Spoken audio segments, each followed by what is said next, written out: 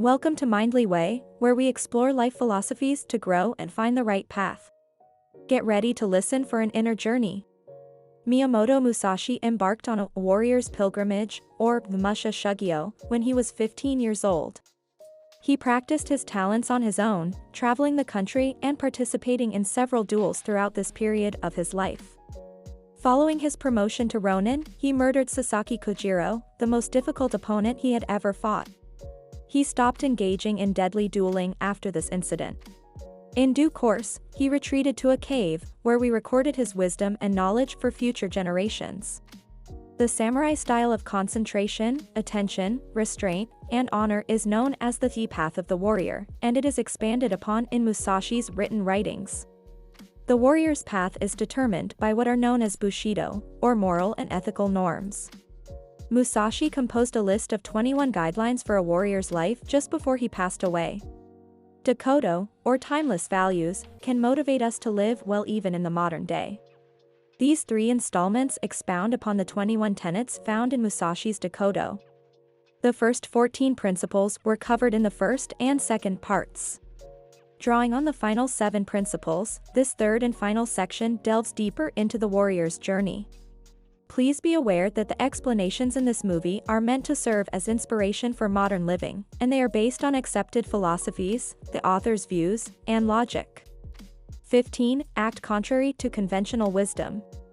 15. Act contrary to conventional wisdom. The behaviors of a herd animal are evident in human conduct. Many blindly conform to the standard, perhaps not because it's the right thing to do, but just because everyone else is doing it. Musashi had undoubtedly seen firsthand the incompetence of leaders in his day and understood the perils of unquestioning submission. These could be politicians, the emperor himself, or even the heads of a Japanese traditional art school known as Koryu. We forfeit our common sense, our ability to reason, and perhaps even our morals when we blindly adhere to customary ideas. Even if something is commonplace, it doesn't make it good. Numerous historical instances exist where people participate in wicked deeds together because they believe their actions are somehow justified. The events of World War II demonstrate the terrible things that can be done by those who follow the prevailing narrative mindlessly.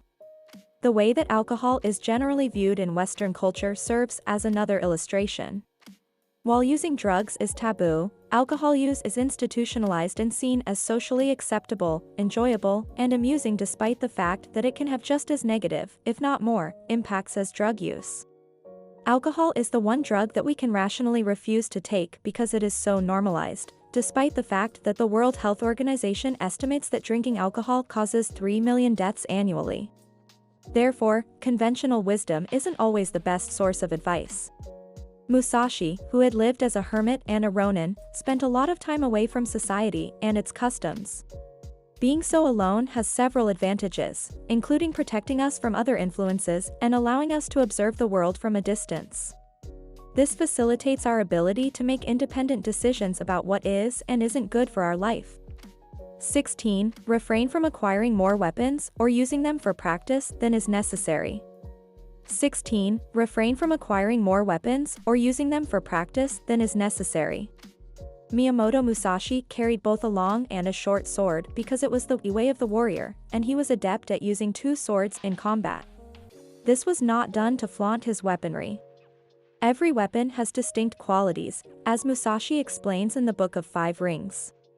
For example, the companion sword works better in tight areas or near your opponent than spears and halberds, which are more appropriate for use in combat. Therefore, Musashi cautions against collecting or practicing with weapons that are not necessary, even though there are many options and features available. This can be interpreted as a metaphor for daily existence. Many ambitious people make the mistake of abandoning the procedures that are necessary to complete the task at hand. They spend excessive time networking with people, engage in pointless activities, and make pointless expenditures. All of this occurs without producing any meaningful results. Failure is inevitable if we are unable to specify exactly what we need in order to accomplish our goals and maintain our commitment to completing the necessary tasks. This occasionally entails eliminating components that, while valuable and beneficial in and of themselves, are unhelpful in the context of our goal. But Musashi also contends that we shouldn't get overly dependent on any one approach or strategy.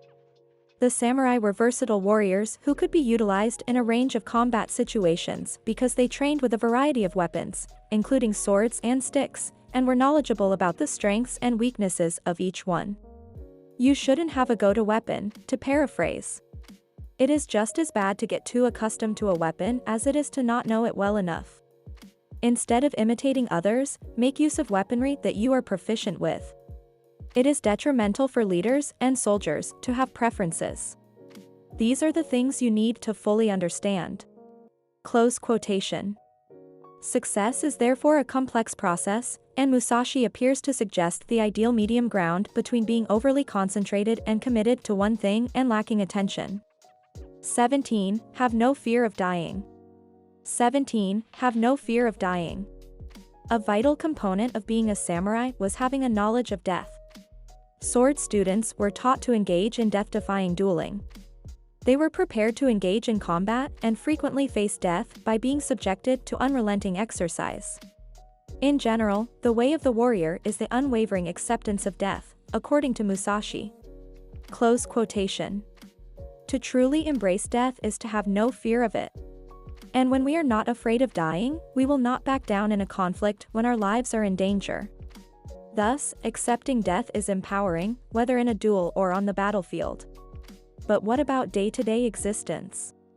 Death lurks in the shadows everywhere we walk, even if most of us are probably less likely than those who lived in 17th century Japan to have our skulls crushed by a long sword.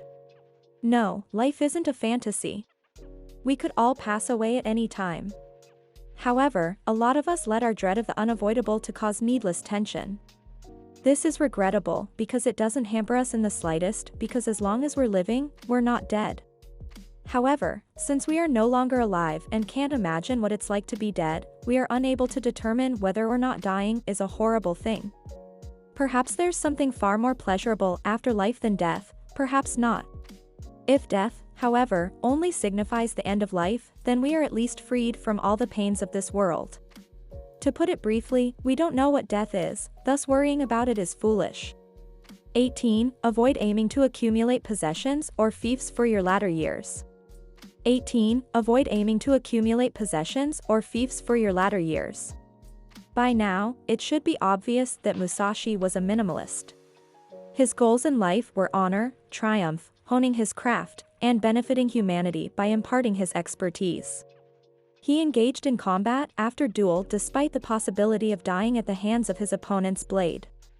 He advises against pursuing material possessions or fiefs in old age. In the current era, this could mean giving up our time and effort now in order to accumulate assets, funds, and investments that we can enjoy in our later years. He doesn't suggest that we shouldn't give old age any thought at all. Despite having often teetered on the brink of death, based on what I've learned about his life, Musashi seemed to be somewhat worried about the future, especially the prospect of living a long time. He wouldn't have been concerned with honor or leaving a legacy otherwise. Thus, we might wish to revisit Buddhism in order to obtain a greater understanding of this lesson's philosophical content. The Buddha is not opposed to wealth acquisition as long as it is obtained in virtuous ways and put to good use. However, chasing money demands a lot of work, which can drain us and even jeopardize our general well-being and health.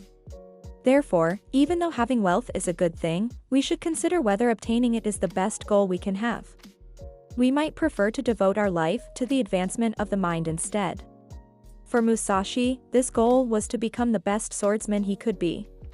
However, there are other options that might be both more dependable and enjoyable than accumulating cash. Rather than aiming to live a luxurious retirement, a Buddhist should concentrate on cultivating a feeling of contentment with the current moment. We can retire with a meager pension if we can learn to be content with little.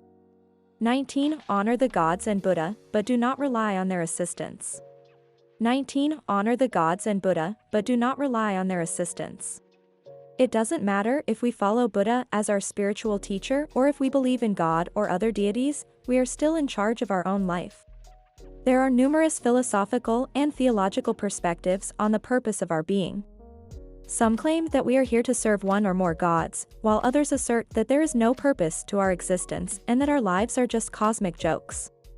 While some contend that our lives are predestined and that our paths are marked in the stars, others maintain that we have free agency. Regardless of the reality, our perception is still limited to what our senses can detect. We do have agency when we consider the nature of human existence from our own perspective. In addition, we bear accountability for our actions and inactions. What fortune deals us now is not beyond our control. But we do have a say in how we respond to what God, or fortune, throws at us. The majority of religions acknowledge the fundamental human capacity for choice. Buddhists have their eightfold path, Muslims have their 5 pillars, and Christians have their 7 virtues. All of these commandments and principles suggest that it is up to us to make the proper decision under any given set of circumstances. Thus, in the hopes that this will alter the unfavorable conditions, we can pray to a deity for assistance. But is that really how it works? We should not rely on it. Putting our attention on our own fortitude, discernment, and forbearance will be a far greater investment since it will enable us to handle any circumstance, no matter how terrible. Ultimately, we are accountable for our own lives. 20. You can give up on your physical self, but you have to maintain your honor. 20. You can give up on your physical self, but you have to maintain your honor. Because the warrior's path is one of honor, upholding one's honor comes before maintaining one's life. However, honor is a multifaceted, arbitrary term that varies among cultures. One of the first Western visitors to Japan was the Roman Catholic missionary Francis Xavier, who landed there in 1550. He explained that the Japanese placed equal importance on dignity and combat and armament. They believed that their military glory and valor and honored everything that concerned war, made them superior to all other nations. Close quotation. According to more modern stories, the Japanese soldiers who fought in World War II embodied the Bushido spirit, which meant that dying for the emperor was the highest honor. However, giving up to the enemy was viewed as a cowardly move. I quote, "Those who had given themselves up to the Japanese deserved nothing but scorn, having lost all honor and literally deserved nothing, regardless of how valiantly or honorably they had fought." Close quotation.